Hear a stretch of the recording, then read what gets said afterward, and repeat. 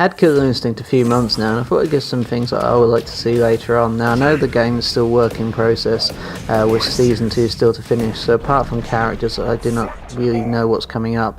As far as the gameplay basics and mechanics go, they are sound, the combat is fun, there's plenty of mind games, and you always have options available to you. As far as I'm concerned, once Season 2 finishes, that really completes the game roster-wise. I know Omen was a stopgap character, basically, once they've done Season 2 to polish him off, finish him off, tweak him a bit, and perhaps add a story mode, because I think they're not planning to do a story mode for him at the moment. I also do feel that something feels odd with Season 2 characters. I don't know if it's the time of the combos, or there's just something just doesn't quite feel right compared to Season 1, but I think that's been acknowledged and I think they are fixing it. So as far as things I would like to see, firstly shadow counters. I don't use them that much, and I've never seen them being used in videos. I think they need to be a bit easier to pull off, do a bit more damage, and perhaps after a shadow count happens you can do an instant level 4 ender.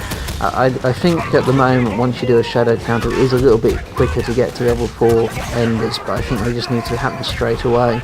I would also like to see a hidden ender for each character, like what was in Killer Instinct 2. Perhaps an ender that can only be done at specific moments or at points in the matches, perhaps after a shadow counter or a counter breaker, or if you've done all the characters' previous enders like in KO2. And I think how it would work is it would combine 2 of the normal character enders into one. So for example, if Jago had his hidden ender, it'd be a juggle but also a battery ender at the same time.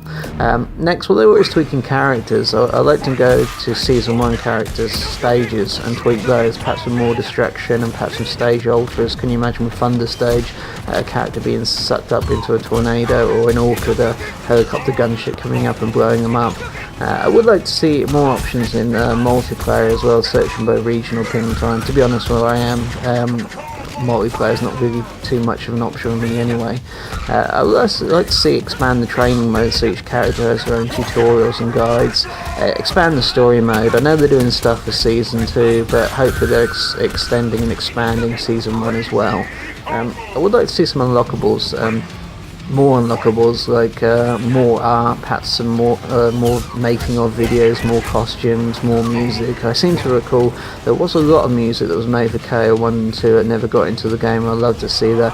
I think a while back one of the makers of the music for KO1 had released some of the music, samples of music for the opening titles for that as well. And finally for me, for the ultra combos, I think they sound great, but I just don't think they look as good as they can. I think they need more fancy hit effects or something just to make it stand up. I just don't think they look as good as they can be. Apart from that, everything else seems fine. I mean, characters are always going through tweaking, so I'm sure they'll change a lot more, but hopefully we'll see some of this stuff in future.